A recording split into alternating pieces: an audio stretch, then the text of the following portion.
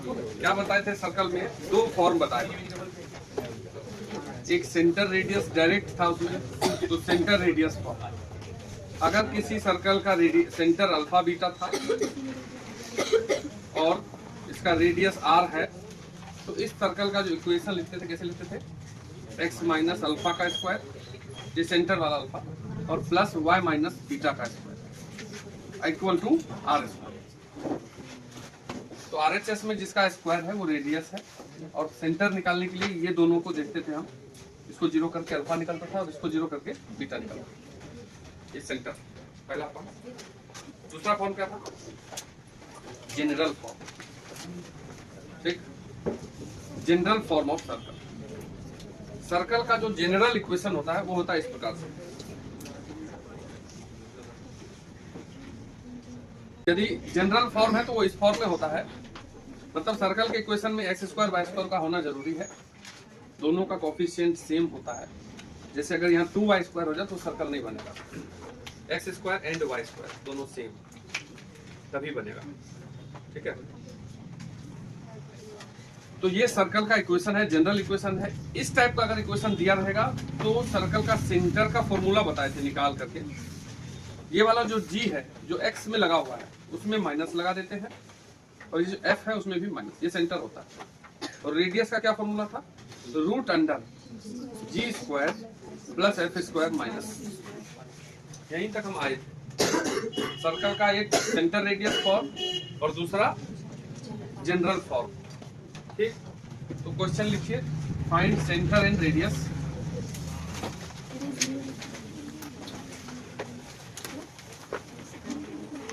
Of circle, find centre and radius of circle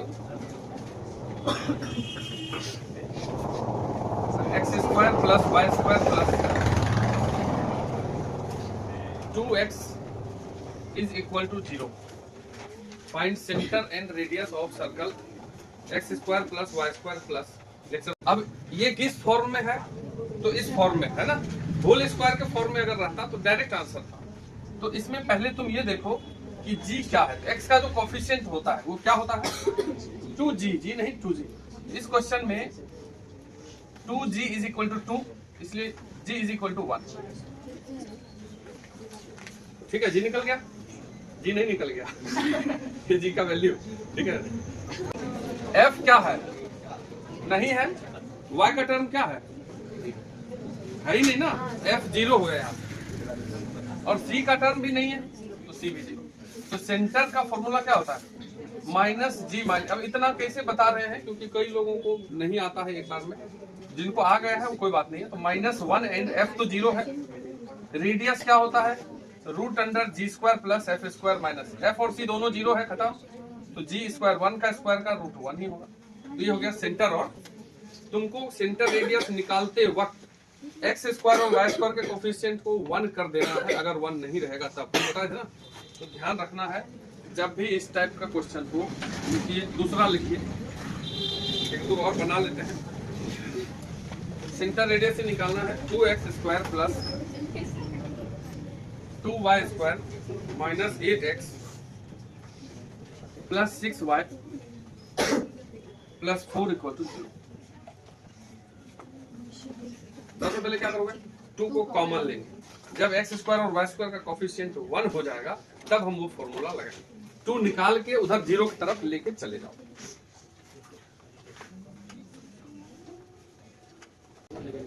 to को यदि निकाल लोगे तो क्या हो जाएगा? ये x square plus y square minus 4x plus 3y plus 2। ये 2 नीचे चला जाएगा। X square plus y square minus 4x plus 3y plus 2 equal to. अब यहाँ तुम देखो 2g, x का जो कोफिशिएंट है वो क्या है? -4। 2g is equal to -4। यहाँ से g क्या निकल गया? -2। अब 2f की जगह पे क्या लिखा हुआ है? 3, f equal to 3/2 and c की जगह पे 2। सेंटर क्या निकल गया? -g -f। तो -2 में माइनस लगाओगे क्या होगा? 2, और f है 3/2 तो उसमें माइनस लगा। रेडियस का फॉर्मूला क्या होता है? जी स्क्वायर। फॉर्मूला लिखा करो। अरे बात मत करो भाई, थोड़ा देर गुदुर बंद करो। तो -2 का स्क्वायर यहाँ पे हो जाएगा 4, 3/2 का स्क्वायर हो जाएगा 9/4 और c भी हो जाएगा 4। 4 और 4 कर दिया 9/4 का रूट, अच्छा c2 है, सॉरी। तो ये क्या हो जाएगा 4 - 2 2, तो 9/4 + 2 ये कितना हो गया 17 √17/2 ये निकल रहा। ठीक है। Find equation of circle, find equation of circle passing through point.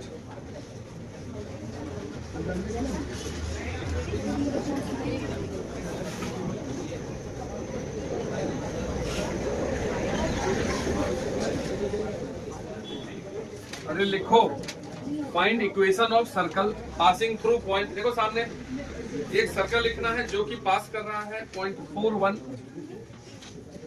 Passing through point 41 and 65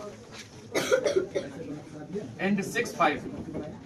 find equation of circle passing through point 41 and 65 and centre lie on and centre lie on line. Centre इस line पे लाई कर रहा है 4x + y = 16। 4x + y = 16। Question को समझो। Question क्या बोला है कि एक सर्कल है जो कि इस दो दिए हुए पॉइंट से पास कर रहा है, 41 से और 65 से, कहीं पे है सर्कल पे ही, और ये जो सेंटर है वो एक स्ट्रेट लाइन पे लाई कर रहा है और उस स्ट्रेट लाइन का इक्वेशन लिखा हुआ है 4x + y = 16।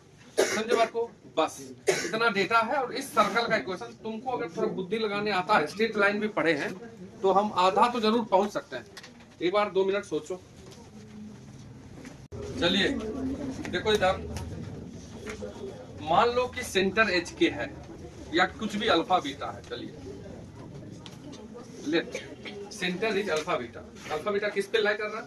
एक स्ट्रेट लाइन दिया हुआ उसको सेटिस्फाई करेगा। तो जब भी ऐसा कुछ आए, ठीक है, मान लिया सेंटर अल्फा बीटा और फिर अल्फा बीटा इस स्ट्रेट लाइन को सेटिस्फाई करेगा। अल्फा कॉमा बीटा जो है lie on line 4x + y = 16, इसलिए इसमें जाके रख दो x की जगह अल्फा और y की जगह बीटा। देखो इधर देखो ऋतिक रोशन, अगर अल्फा बीटा को हम उस लाइन पे रख दिए तो क्या निकला? अल्फा बीटा का एक इक्वेशन। अगर अल्फा बीटा का एक और इक्वेशन आ जाए तो अल्फा बीटा निकल जाएगा, सेंटर प्राप्त कर लेंगे। तब सोचेंगे अब क्या करें। अब एक बात बताओ कि अगर ये सेंटर है तो इससे इस पॉइंट का दूरी और इससे इस पॉइंट का दूरी दोनों बराबर होगा, दोनों रेडियस ही होगा। तो इसलिए अल्फा बीटा का इससे डिस्टेंस निकाल दीजिए। मान लो ये O है और ये A है और ये B है, तो OA = OB। कोई दिक्कत? तो ये निकालना आता है कि नहीं? अल्फा - 6 का स्क्वायर x1 - x2 का स्क्वायर, डिस्टेंस फॉर्मूला बीटा - 5 का स्क्वायर, अंडर रूट भी रहेगा और उधर भी अंडर रूट रहेगा, दोनों को हटा देते हैं, पहले हटा दिए। तो अल्फा बीटा से इसका डिस्टेंस निकालो, अल्फा -4 का स्क्वायर प्लस बीटा -1 का स्क्वायर, सॉल्व कर देते हैं। ये हो जाएगा a - b, तो alpha square plus 36 - 12 alpha plus beta square plus 25 - 10 beta equal to alpha square plus 16 - 8 alpha plus beta square plus 1 - 2 beta. बोलो, तो अल्फा स्क्वायर कट गया, बीटा स्क्वायर भी कट गया। ठीक है ये। अब देख लो, alpha square beta square cancel हो गया, एक तरफ कर लो। अगर इस 12 अल्फा को उधर लेके जाओगे तो 12 अल्फा माइनस 8 अल्फा क्या हो जाएगा? 4 अल्फा। ठीक है ना? और 10 बीटा को उधर लेके जाओगे तो plus 10 beta minus 2 beta plus 8 beta. Constant बच गया इधर 36 और इधर 25 और उधर 17 है, तो 36 और 25 मिलाओगे कितना हो जाएगा? 61। 61 में से 17 माइनस कर दो। इधर है तुमको 36 और 25 नहीं, यस ये इधर है सर 17। बोलो घटा करके कितना हो जाएगा? 44। देख लेना, चेक कर लेना, सही है ये 44। 25 में से 17 जाएगा, कितना हो जाएगा? 8। हाँ 44। 4 से कटा दो इसको, 4 से कैंसिल करेंगे तो अल्फा प्लस 2 बीटा = 11। ये दूसरा इक्वेशन आ गया कि नहीं अल्फा बीटा का? तो दो इक्वेशन जब हम सॉल्व करेंगे तो क्या अल्फा बीटा नहीं आएगा? तो फ्रॉम 1 and 2, अब 1 और 2 को सॉल्व कर दो एक इक्वेशन है 4 alpha plus beta is equal to 16 और दूसरा इक्वेशन क्या है alpha plus 2 beta is equal to 11। अब तुमको किसको कैंसिल करना है, बीटा को करते हैं पहले, इसमें क्या मल्टीप्लाई कर दें 2, तो 2 से इंटू करके माइनस कर दो, ये 2 बीटा कैंसिल हो गया, ये हो जाएगा 8 alpha minus alpha 7 alpha equal to 16 गुना 2 32, 32 में से 11 घटा दो कितना हो जाएगा 21, तो 21 अल्फा इक्वल टू क्या निकल गया 3, अल्फा 3 को जाकर इसमें रख देंगे, ये हो जाएगा 2 बीटा इक्वल टू 8 और बीटा इक्वल टू 4, यानी कि सेंटर क्या हो गया तुम्हारा 3,4। जब ये 3,4 आ गया सेंटर तो हम रेडियस भी प्राप्त कर लेंगे कि नहीं, इस 3,4 से किसी एक का दूरी निकाल लो, यही ना रेडियस होगा क्या, तो now radius equal to O, या तो वो भी निकाल लो या वो निकाल लो, बराबर ही चलेगा। तो 3,4 से 6,5 का दूरी निकालो, या इसी से दूरी निकाल देते हैं, चलो 4 माइनस 3 का होल स्क्वायर प्लस 1 माइनस 4 का होल स्क्वायर, रुको ना 2 मिनट रुको तो टाइम देंगे, ये हो गया 1, ठीक है, और ये हो गया कितना 9, तो √10, इसलिए इक्वेशन ऑफ सर्कल क्या हो जाएगा, सेंटर देखो क्या है 3,4 है तो x माइनस 3 का स्क्वायर लिख दो, अब 4 है तो y माइनस 4 का स्क्वायर लिख दो, सेंटर रेडियस फॉर्म में लिखना, और √10 का स्क्वायर रेडियस में तो 10 हो जाएगा, इसको तुम होल स्क्वायर को ब्रेक भी कर सकते हो, छोड़ लिखो इक्वेशन ऑफ सर्कल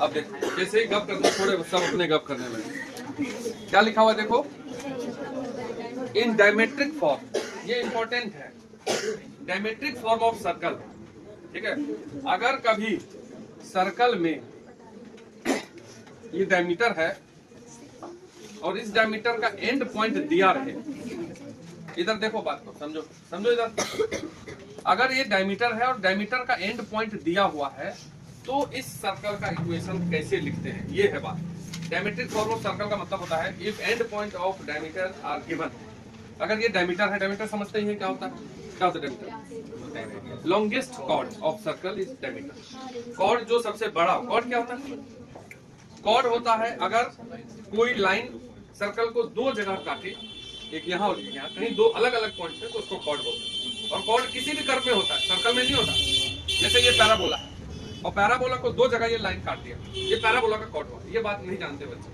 वो समझते हैं सिर्फ कॉर्ड सर्कल में ही होता है, कॉर्ड किसका, किसी भी कर्व का होता है, और कर्व को अगर 2 अलग अलग पॉइंट पे एक लाइन स्ट्रेट लाइन काट दे तो वो लाइन ही कॉर्ड कहलाता है, समझे। तो जो सबसे बड़ा कॉर्ड होता है उसको क्या बोलते हैं, डायमीटर। अगर कहीं और लेके कॉर्ड बना हुआ तो उससे तो छोटे होगा ना, बीचों बीच सेंटर से पास किया गया, तो अगर कॉर्ड ये डायमीटर का एंड पॉइंट दिया हुआ है तो सर्कल के क्वेश्चन कैसे लिखते हैं, तो मान लेते हैं, मान लो ये A है और ये B दिया हुआ है, और एक वेरिएबल पॉइंट मान लो P, ठीक है, एक वेरिएबल पॉइंट मान लो P x y, ये P कहीं भी है, ये P जो है सर्कल पे कहीं भी जा सकता है। तो तुम 10th में एक बात पढ़े कि अगर डायमेट्रिक एंड पॉइंट को ऐसे सर्कल पे लेके जाएं तो यहाँ कितना एंगल बनता है, ये पढ़े थे ना, और सेंटर पे 180 बनाता है ये, नहीं मतलब ये वाला एंगल और ये वाला एंगल पे रिलेशन में पढ़े थे कि डबल होता है, इसको प्रूफ किए थे 9th 10th में, ठीक है।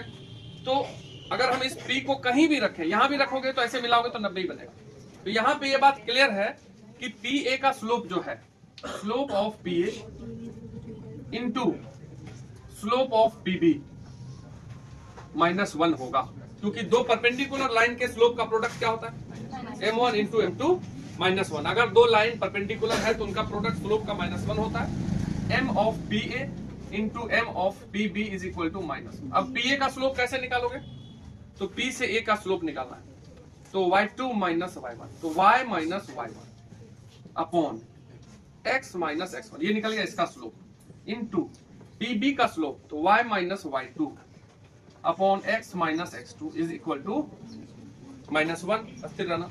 अब ये दोनों नीचे वाले उधर कर लेते हैं, y minus y1 into y minus y2 एक साथ इक्वल टू ये और ये उधर माइनस है ही, x minus x1 into x minus x2, अब इसको उठा के इधर कर दो, दोनों बाहर माइनस है, इधर आएगा प्लस हो जाएगा, तो x minus x1 into x minus x2, ये वाला उठा के उधर किए, और ये plus y minus y1 into क्या हो गया, रुको तो 2 मिनट, कितना लगे बोलो, ठीक है, फोन कर लेना आज। x minus x1 into x minus x2 plus y minus y1। अब यही है सर्कल का इक्वेशन। जब इसको तुम ब्रेक करोगे तो देखो x into x x square आएगा, y into y x square y square का ही तो रहना है सर्कल में, तभी तो सर्कल है, सर्कल का इक्वेशन हो। याद कैसे करते हैं, जब कभी डायमेट्रिक एंड पॉइंट दिया हुआ हो, जैसे ये दिया हुआ है, तो x minus x1 x minus, जैसे मान लो कोई बोले कि देखो ये डायमीटर है और यहाँ लिखा हुआ है 0 0 और यहाँ लिखा हुआ है 1 2, बताओ इस सर्कल का इक्वेशन क्या होगा। अगर ये डायमीटर का एंड पॉइंट दिया हुआ है तो सर्कल का इक्वेशन क्या होगा।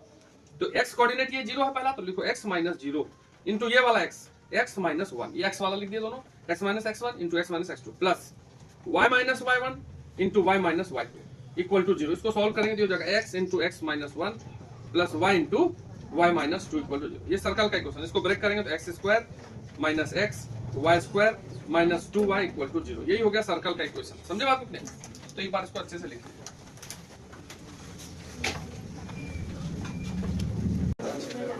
लिखो, अरे लिखो तो, line x plus y is equal to 2, लिखो line x plus y is equal to 2 intersect the curve y square equal to x, intersect the curve y square equal to x at 2 point A and B। ठीक है, बोल रहा है एक line है जो इस कर्व को 2 जगह काटता है, A और B पे। फाइंड इक्वेशन ऑफ सर्कल,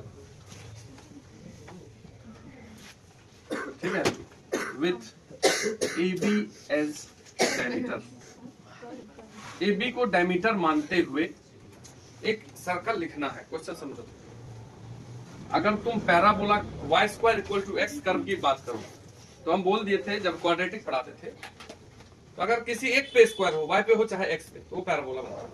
ये पैराबोला, और जब y पे स्क्वायर है, जब y पे स्क्वायर होता है तो पैराबोला x एक्सिस पे बनता है, और जब y बराबर x स्क्वायर होता था, ये सब अभी क्लियर होगा, तब y एक्सिस पे बनता है। ये वाला पैराबोला कितना बना है, क्वाड्रेटिक में बना है। तो पैराबोला में ये वाला पैराबोला बोल रहा है कि एक लाइन है y x plus y equal to 2, ठीक है, जो कि इसको 2 जगह काटता है। मान लीजिए 2 जगह काट दिया, ठीक, ये लाइन हो गया x plus y equal to 2, तो 2 जगह काटा तो एक पॉइंट का नाम ए दे दिया और एक पॉइंट का नाम। तो इस AB को डायमीटर मान करके जो सर्कल ड्रॉ होगा उसका इक्वेशन पूछा है। बात समझ गए? क्वेश्चन समझ गए ना? इसको अगर बनाइएगा, नहीं बने तो सर्च वर्च करके भी बनाइएगा, तब समझाएंगे तो तुरंत आएगा क्या करना है नहीं करना।